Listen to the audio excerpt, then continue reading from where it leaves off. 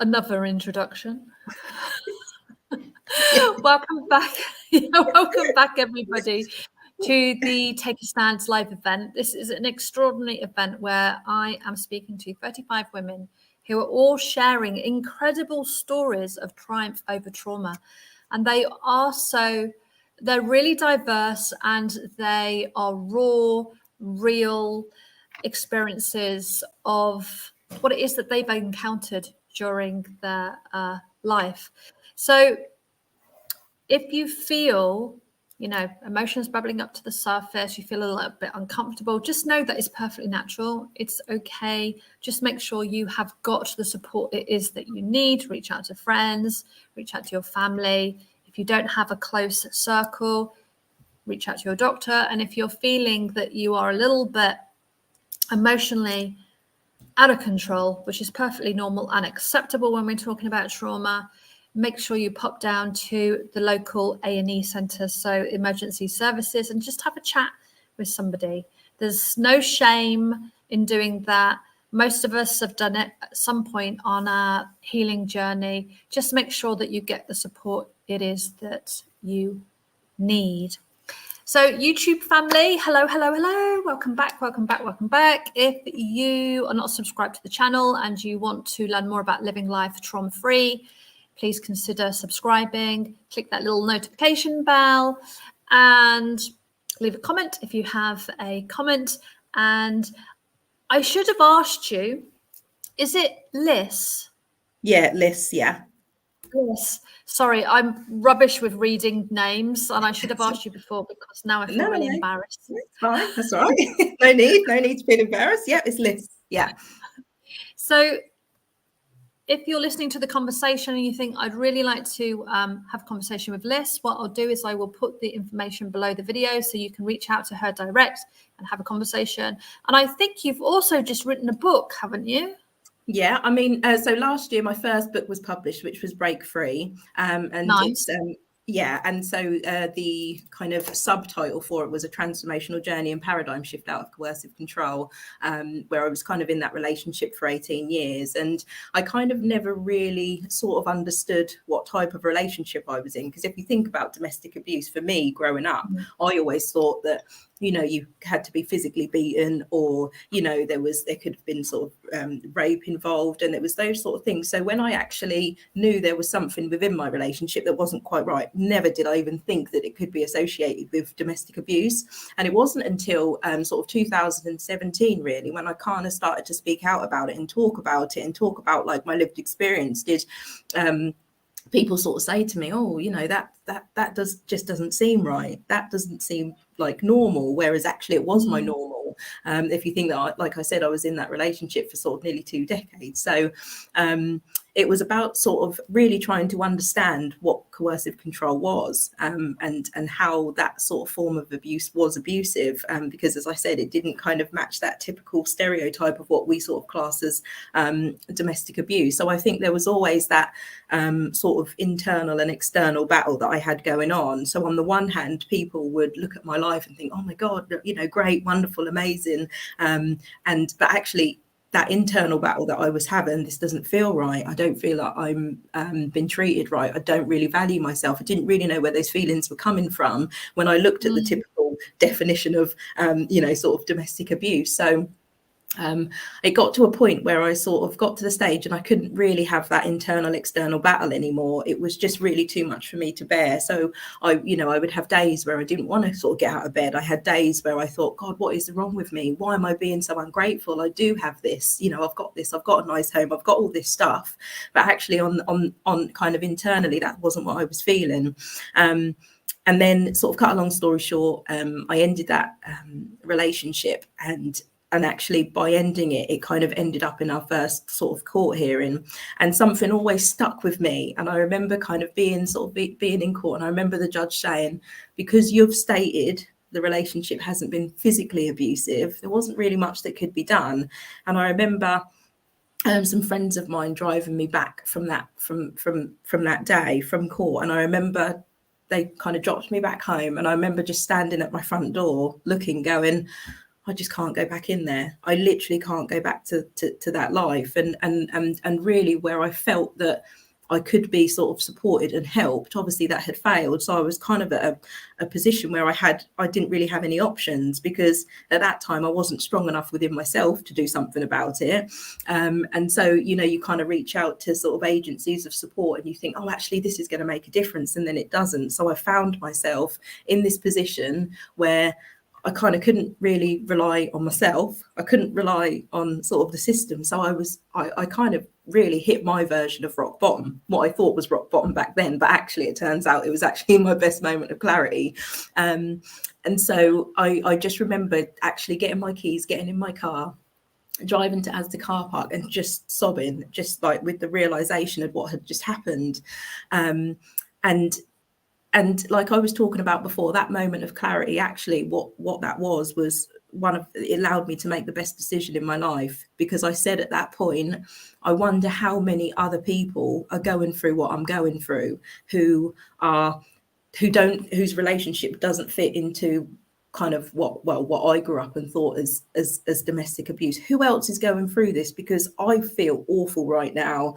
And that's kind of really what inspired me to write Break Free. And it hasn't got in it, obviously, the 18 years of everything that was, you know, going on, because actually I didn't want that to be the essence of the book. I basically took the last year just to show actually how difficult it can be, but equally, you know, I'm here to tell the truth about it. And yes, it is difficult, but once you actually make a decision to say, do you know what, this is what's going to happen, I've got to do this, then the rest of it kind of follows. And yes, you will be fearful, but equally you're fearful when you stay. And so that was kind of the reasoning behind wanting to really write this book, to show people actually it is going to be hard. These are the things that you could come up against.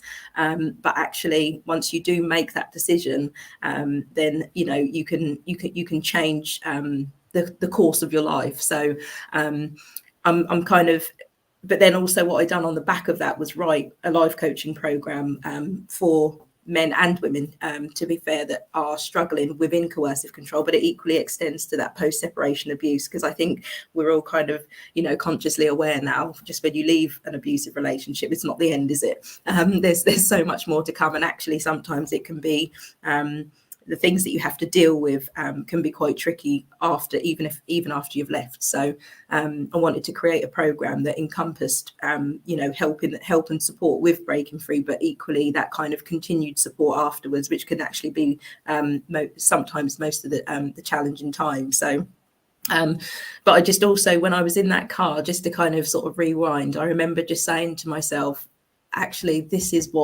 probably what I'm here for, you know, kind of, this is what how have I gone through that? I've got to make something out of this experience.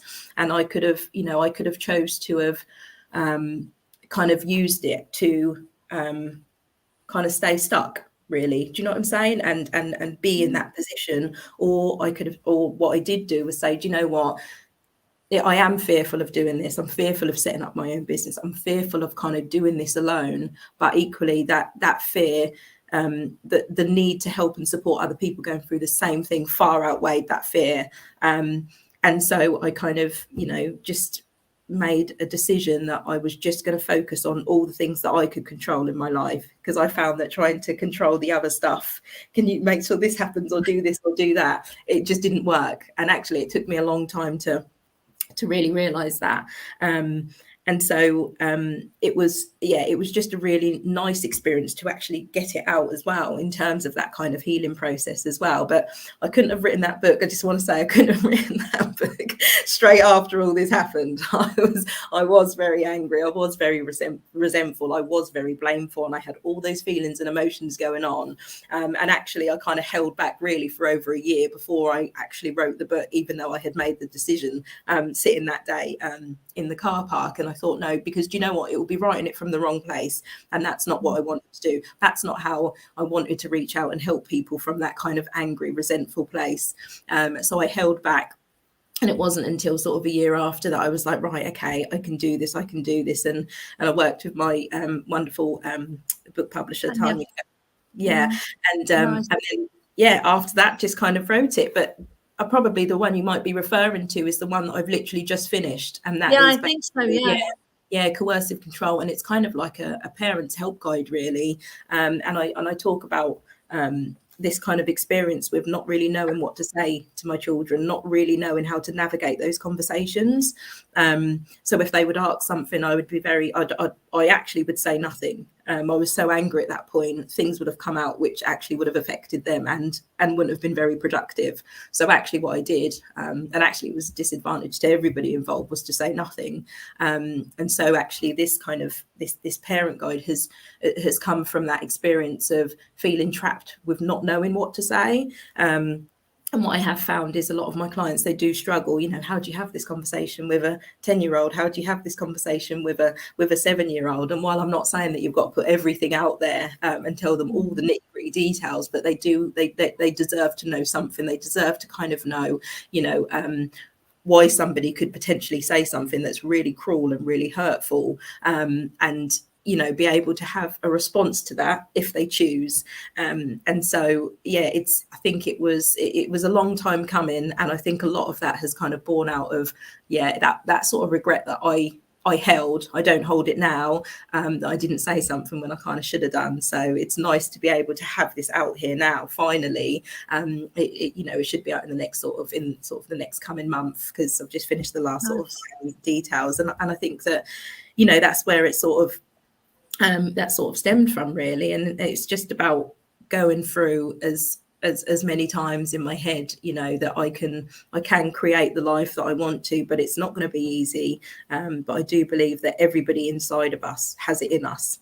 We don't realize it at the time, and it's not until something comes up you're like, oh no, how am I going to deal with that? And then, do you know what, you deal with it, and you wake up the next morning and you may not feel great about it, but you've dealt with it. And I think sometimes we tend to place a little bit too much expectation on ourselves and of others, that, you know, we've got to have this smiling face, we've got to be this way, and we've got to be this way. But actually, do you know what, when you are going through those kind of domestic abuse relationships and coercive control, it's not always easy to do that. And you know what, you know, my message to people as well, don't feel that you have to do that.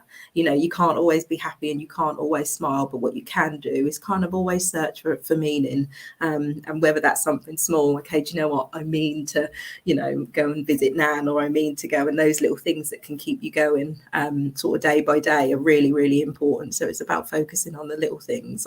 You know, that's what I would say. What does coercive control look like? So basically, in a nutshell, I mean, there's so many different sort of definitions out there, but I just kind of like to sort of refer to it as, it's almost like a behavioural strategy that's brought in to create kind of that codependency. And a lot of the, you know, the words that I would associate with coercive control could be empowerment, entitlement, that kind of exerting power over somebody. So I mean, a simple example could look like, you know, somebody being made to not necessarily have their own job, or be able to, you know, go out of the house when they need to. They can kind of live a very isolated life, and when you live an isolated life, certain friends and family become very detached. So you then become very reliant on ultimately the perpetrator, or the person that is the abuser. And sometimes it can, well, a lot of the time it's kind of incremental over time. You kind of don't really see it happening. You don't see it manifesting very easily. And I think that that's where a lot of the issues are, in terms of identifying what coercive control is. And it's behavior that is controlling, i.e. this is not what you're doing, or maybe taking somebody's car keys so they can't get away if they need to sort of get away or have that space. Or you know, a lot of people and a lot of clients that I've dealt with, and this is men and women, that they do experience of a lot of gaslighting. And for those people that are not sort of aware or sure of gaslighting, it's basically that kind of distortion of your reality. You know, and I deal with clients all the time who are genuinely like, feel like they're losing their mind. And I remember going through that stage of feeling like I didn't even know my own mind, to the point where, you know, you can have a conversation with your abuser in your head, you feel like you know that something has happened, and you're in that position where they're like, no, that hasn't. No, you know, are you okay? And you're like, I don't know, am I? And you kind of end up even questioning yourself. And I think that, you know, coercive control can kind of take so many different forms, and I think that's what makes it really tricky for people to be able to identify. But what I would say is always be guided by how you feel. Do you know what I'm saying? We've got these amazing emotional guidance systems, and I think that the way that we have been brought up and the way that we've been conditioned, we ignore them. You know, we kind of, you know, how many times have you said it? Oh, I knew it. Why did I do that? I knew I shouldn't have done. And we kind of, and I think that's about tapping into those emotions when you're kind of experiencing coercive control or unsure whether you are, because it can be really difficult to kind of pinpoint exactly what it would look like, because there's so many different avenues that it can take. Yeah, I get it. It's the emotional abuse, isn't it? It's that drip, drip, drip, drip, drip, chipping away at the individual. Yeah. It's funny. I was having a conversation with someone the other day. I've been with my partner 22 years. Yeah. And I mean, he's I was going to say he hasn't got a bad bone in his body, but yes, he hasn't got a bad bone in his body. Yeah. But there are things that he has been taught or things that he's picked up, which will equivalate, is that even a word, to gaslighting. Yeah. And he doesn't do it intentionally, but I'm like, all of a sudden I'm like, and I have to not have a go at him because I know it's just the way men, I think, are brought up. No, I mean, that's obviously, you know, when you're talking about you know, intense domestic environment in situations, that's completely different because it's ongoing. It's chip, chip, chip, chip, chip. Yeah. Every now and again he'll do something and I'll be like, huh? And then I think that is just programming, conditioning. He just hasn't got a clue what he's doing. Yeah. I mean, I will pick him up on it, but I won't, you know, go for it. And I think it's just so subtle. Yeah, absolutely. And I think that's a really good word that you used there, Wendy. It's really subtle. And I think that actually the subtlety of it can make it even more manipulative and even more insidious when you're kind of dealing with it. And I think that's the problem. And I think also as well, there's an intention behind it. You know, coercive control. It's not sort of what you were talking about, you know, in the kind of example with your other half. It's that intention. Do you know what I'm saying? There's a reason for it. It benefits them in some way, and especially if you kind of, you know, you're in that position where you are experienced and you have experienced many years of gaslighting, it makes it very easy for them to be the person that you go to, be the person that you want to kind of make everything okay.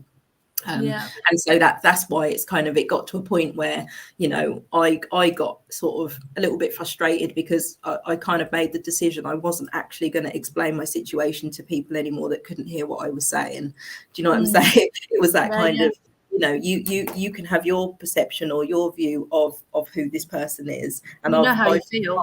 But equally, I know how I feel and I know what I went through. So, you know, that's kind of, you know, that's a conversation stopper, isn't it? You know, it doesn't actually need to go any further, you know, other than that sort of point. But yeah, there's definitely, like what I'd say, Wendy, is there's that intention there. You know, it's the intention to make somebody feel like they are losing their mind. You know, there's the intention there to manipulate somebody. There's the intention there to make somebody feel not worthy. There's an intention there to make somebody feel like they've lost their autonomy. You know, those tiny, simple, small tasks that you get to the point where you feel you can't even undertake those.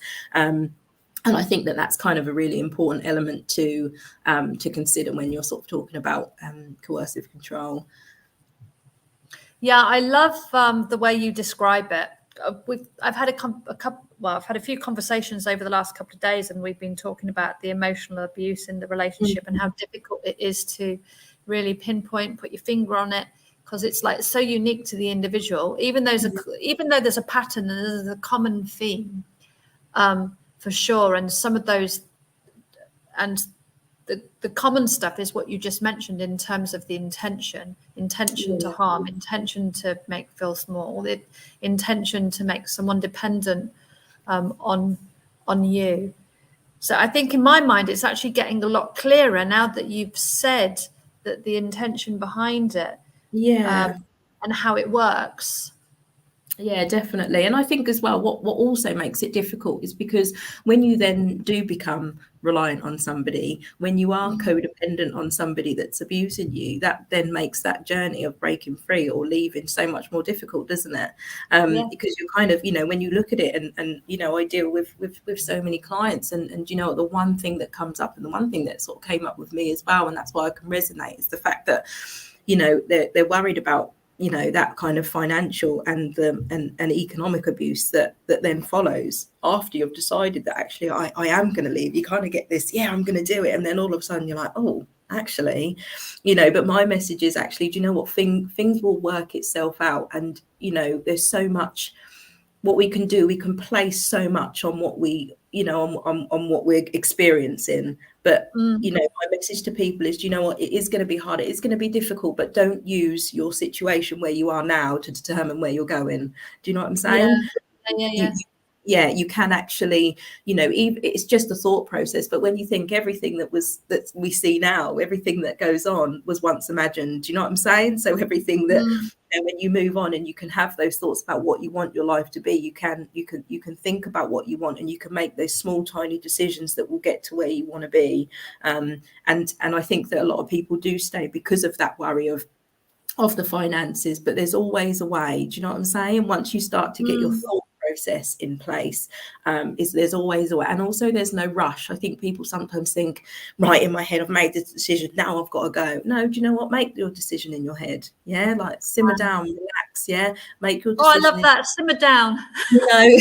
Because it's always a rush, isn't it? Because it's that relief, isn't it? Sometimes when you're in those kind of really coercive relationships, it's like, right, I've made my decision, now I've got to go, I'm gonna go. And it's actually like, oh, okay. Sort of, we get it, but just take solace in the fact that that's a great decision that you have made. You don't have to do any rushing. You don't have to you just have to make the decision in your mind, what you're going to do, how you're going to do it. And it is about kind of reaching out for that help and support. But when you get to a certain level, and once a lot of my clients who have come out and they've broken free, and now they're working, they've never worked for like the past sort of 15-20 years, and now they've got themselves a job and they've got their own home, they're like, why didn't I do this sooner? So what I'm saying is, even that thought process of this is really bad, I'm never going to change, that's not true. Do you know what I mean? I want people to know it's not true, and it will be difficult, but there are people out there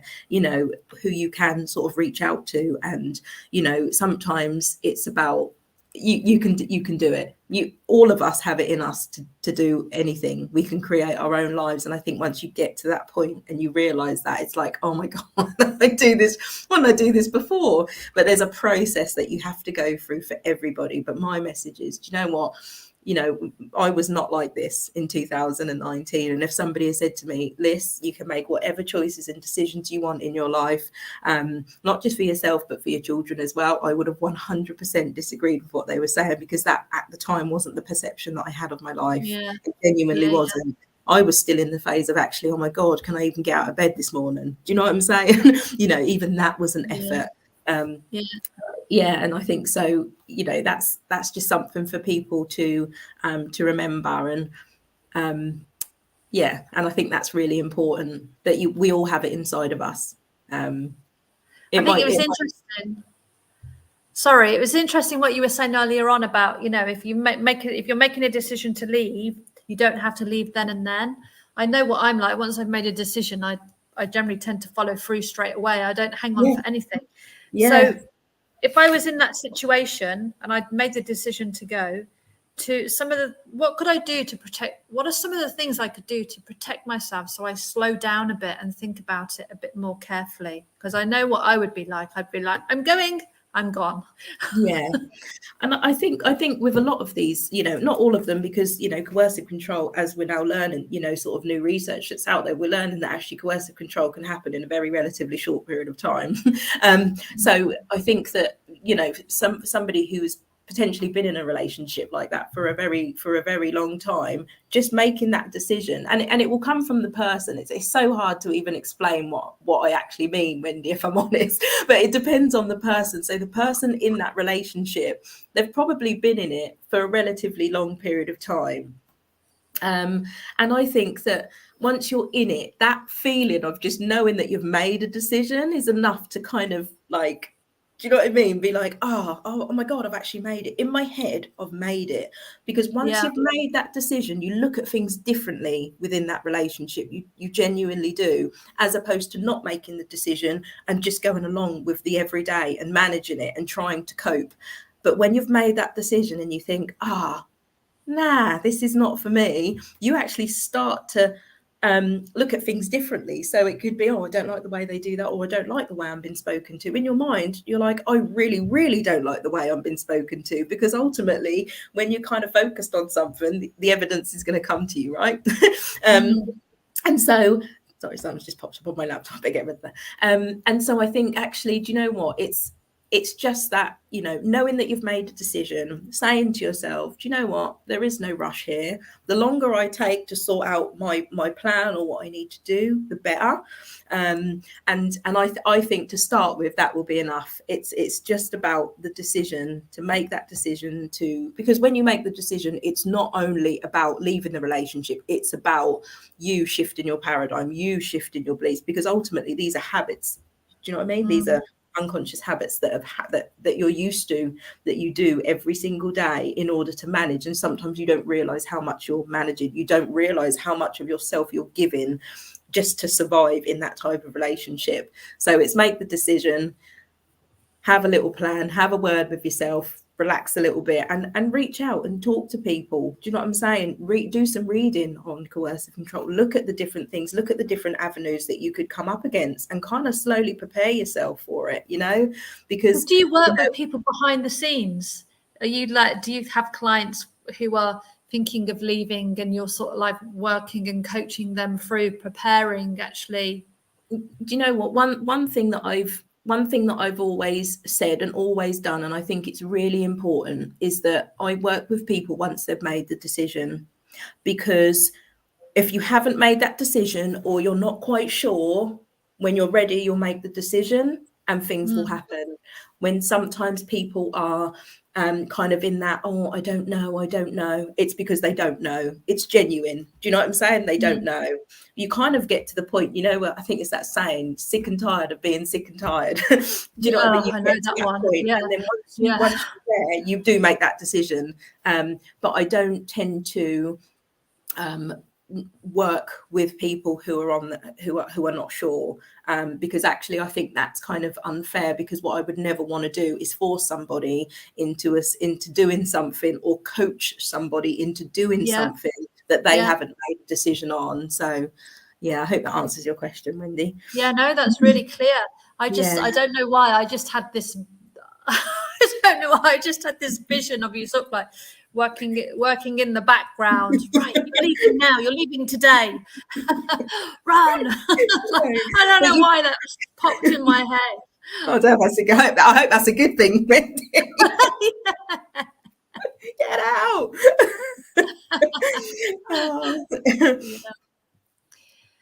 Yes, it's the complexity of it, the habit of it, the uncertainty of it. I can imagine is just all consuming. Yeah, it is. And I think that's why you kind of need to, once you have made the decision, it's about, it's a mindset shift as well. So we're not just looking at, I need to leave that relationship because it's not right for me. It's, you know what, I need to leave that relationship because actually a lot what goes on in that relationship is an infringement on my human rights. A lot of the stuff that goes on in that relationship isn't right for me. A lot of stuff that goes on in that relationship. And I agree totally with Evan Stark when he kind of talks about this, if you focus so much on, the obvious, things that are physical in domestic abuse, you've missed kind of 98% of the abuse that person has kind of suffered. Yeah. So, you are dealing, and ultimately what I found is, and, my experience is that what makes it really tricky and difficult for people in these relationships, because ultimately you're sort of dealing with two different personalities. Do you know what I'm saying? It's who they show you who you are, and it's who other people see. And I think sometimes it's that external coming in. Oh, you know, and you listen to that noise, and then that makes it even harder for you to kind of make that decision of, do you know what, this isn't right for me. And so it's not just about, you know, making a decision and then, oh, see you later, I'm leaving. There's so many other different factors that kind of play into that.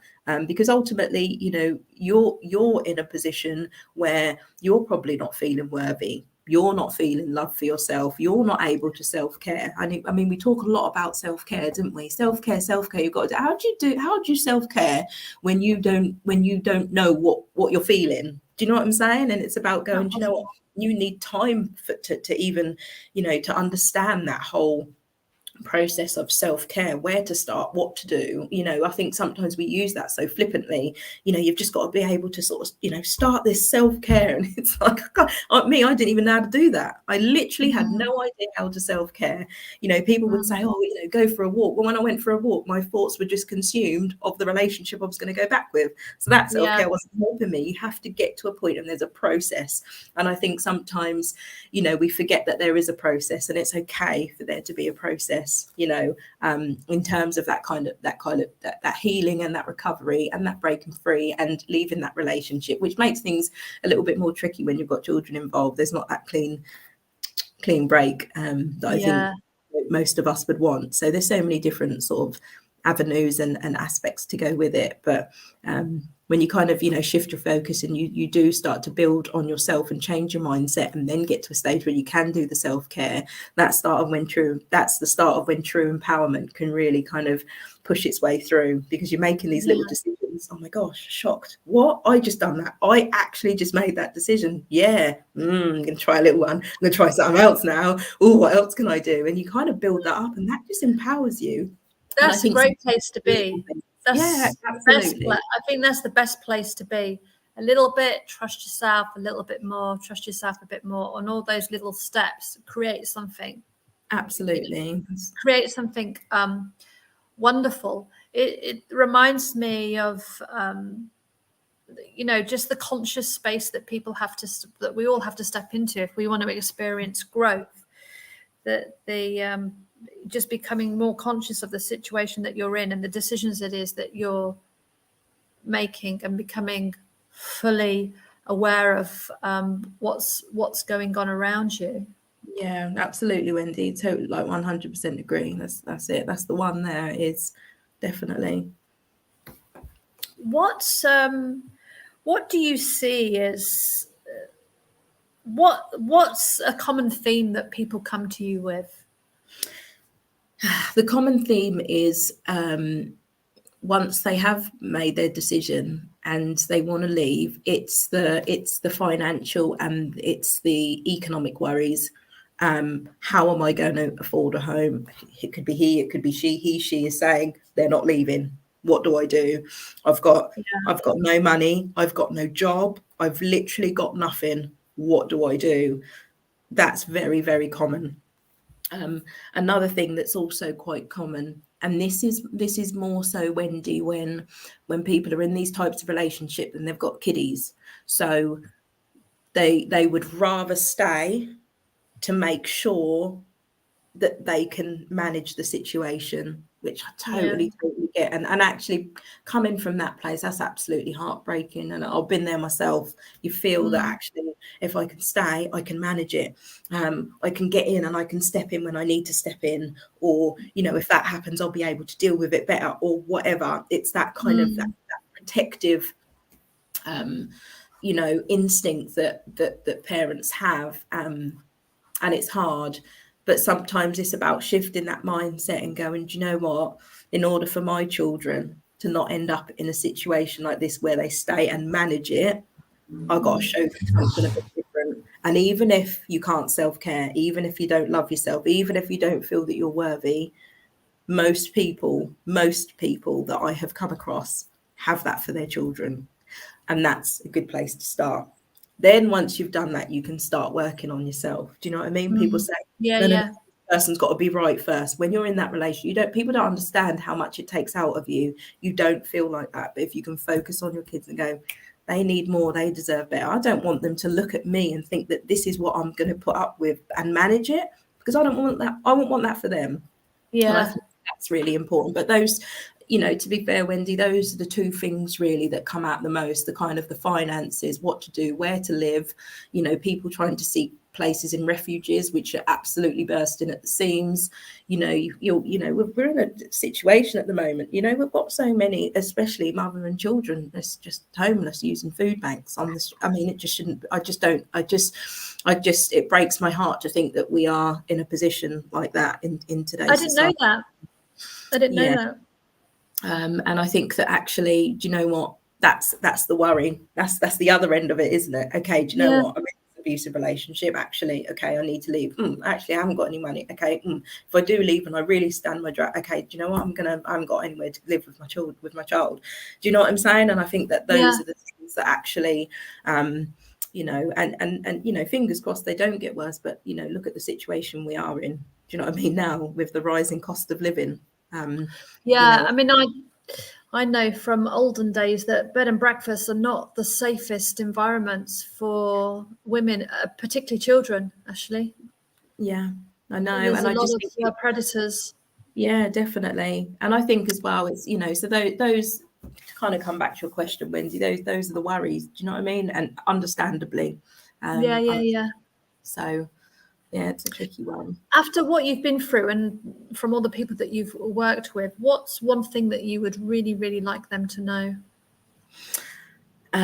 For me, it's focus on everything that you can control. And I know that kind of sounds simple. Do you know what I mean? But actually doing that is really hard. Focus on what you can control, and try to kind of cut out the noise from the external, because people are always ready to say something. Do you know what I mean? Or have an opinion on what you're going through. But actually it can be really unhelpful. So, you know, kind of don't feel you have to explain yourself to people. You know your situation. And actually, you know, I am a strong believer, you know, the power of the spoken word. So if we're going to keep talking, do you know what I mean, about our situation,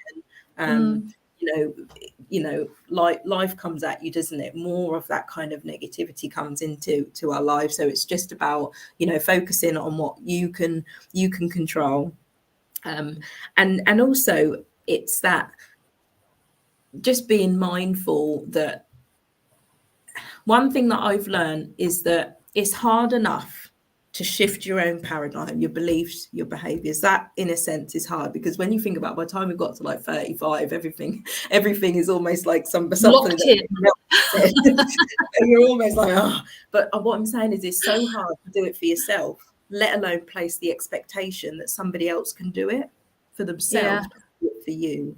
Do you know what I mean?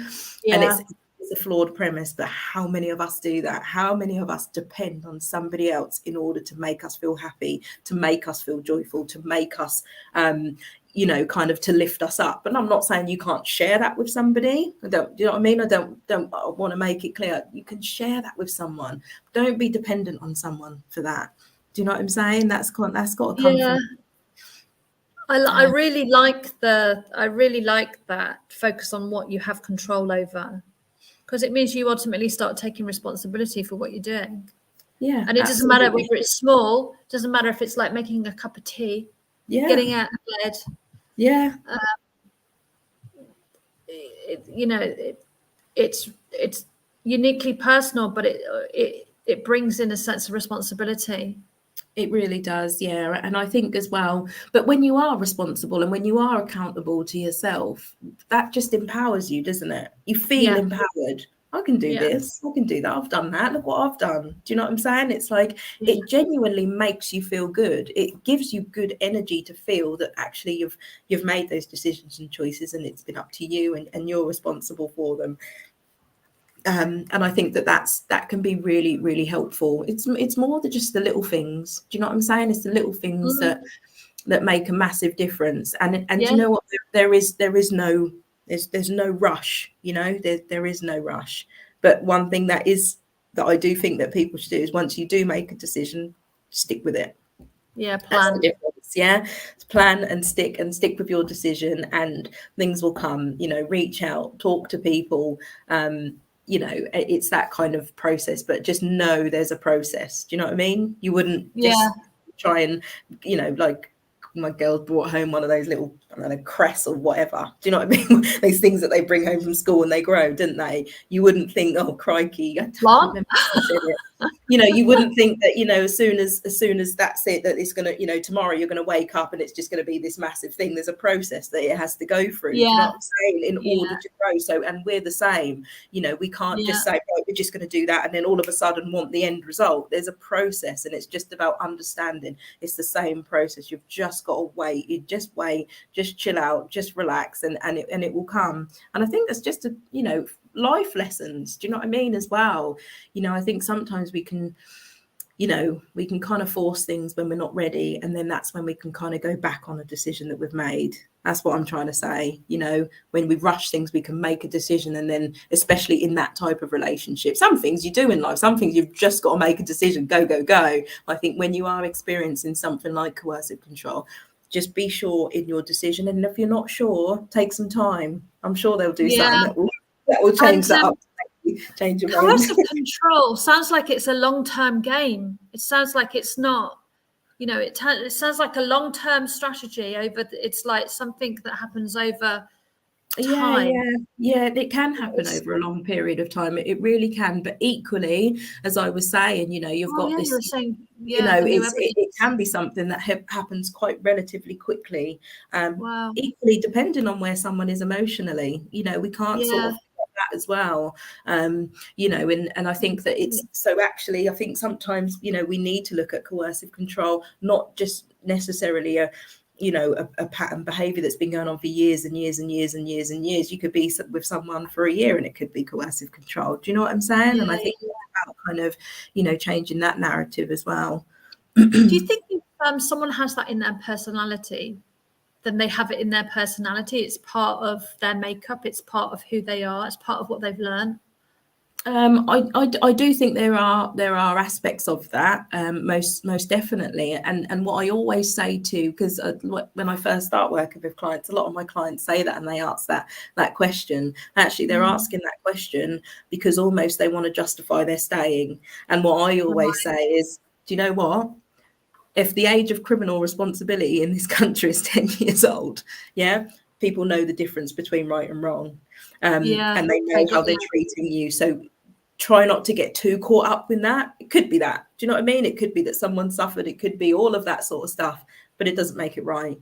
And I think sometimes it's about kind of, you know, telling ourselves that, and, you know, it doesn't matter what the reason is. If you're being treated wrong, or if there's, you know, infringements on your human rights, it doesn't matter where that kind of comes from. The fact of the matter is they are aware that it's wrong. And I think that's important. I worked, I didn't work on this case once. I used to work in police custody, and I used to sit in on cases of people who were arrested and they were being questioned over particular crimes.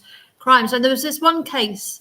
It was this young guy who he'd taken his girlfriend's bank account, taken her cards, was controlling who she would see.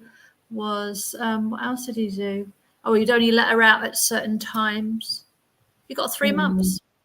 I mean, I've never worked on a case like that before, but I thought it was really interesting that it was the only one, but he did end up serving time, even though it was a small amount of time. He did end up serving time for being that controlling of her.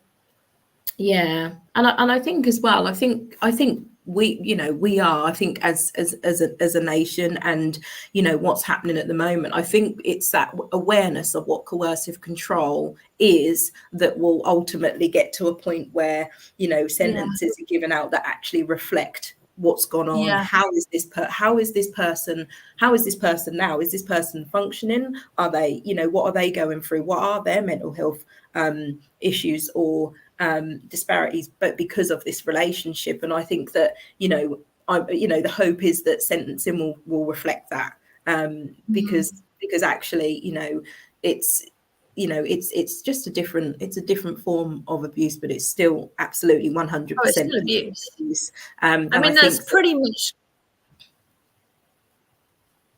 much holding someone hostage. Pretty much. Yeah, That's how I saw yeah. it. I just thought she's being held hostage, basically.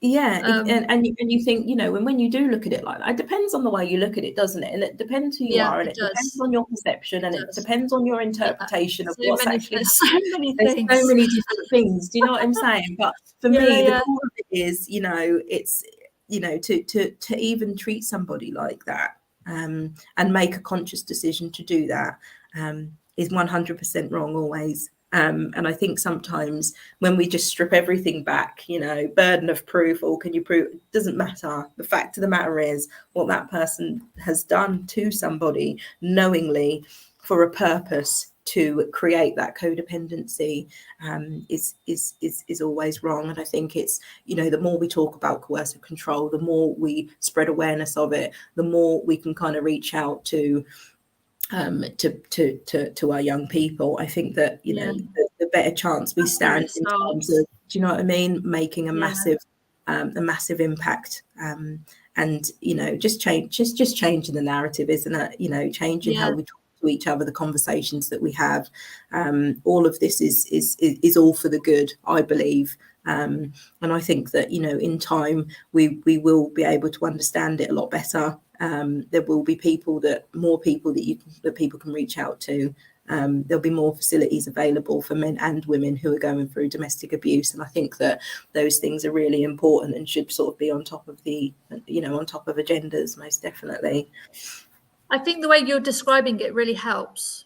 Yeah, really, really helps, because I think it's a difficult one to get your head around. But from me having a conversation with you, I get it. It's much easier for me to understand now. Yeah, definitely. I got it before, but not with the same clarity, which is great.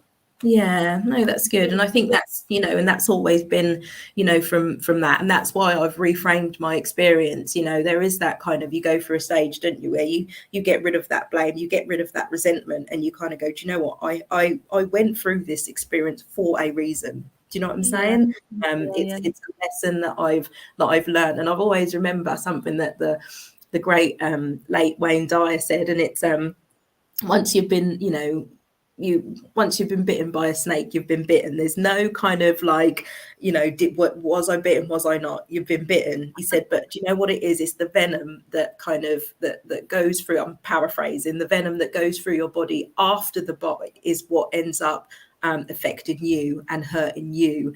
And it's about going, do you know what, those words that he said were just so true. You know, you hold on to that resentment and that blame. Do you know what I mean? As time goes by, it ends up hurting you, and destroying you as a person, when ultimately you've got a different job. You've got to be out there. You've got to be helping people. You've got to be supporting people who've had similar experience to you, not using your past to justify where you are now in order to stay stuck. And I think that's victim. really important, you know? Yeah. Liz, thank you so much for the conversation. I feel so much more informed than I have done. I've got a better sense. I can see it more clearly. Yeah. Even though I saw it before, I now see it really clearly. Yeah. The abuse makes much more sense to me now. Yeah. And the impact and the relationships between the coercive control and the trauma it is that it creates is that, like, that's been really helpful. Thank you very much. Brilliant. Awesome. Take care. Okay, thanks ever so much, Wendy. Take care. Bye. Bye.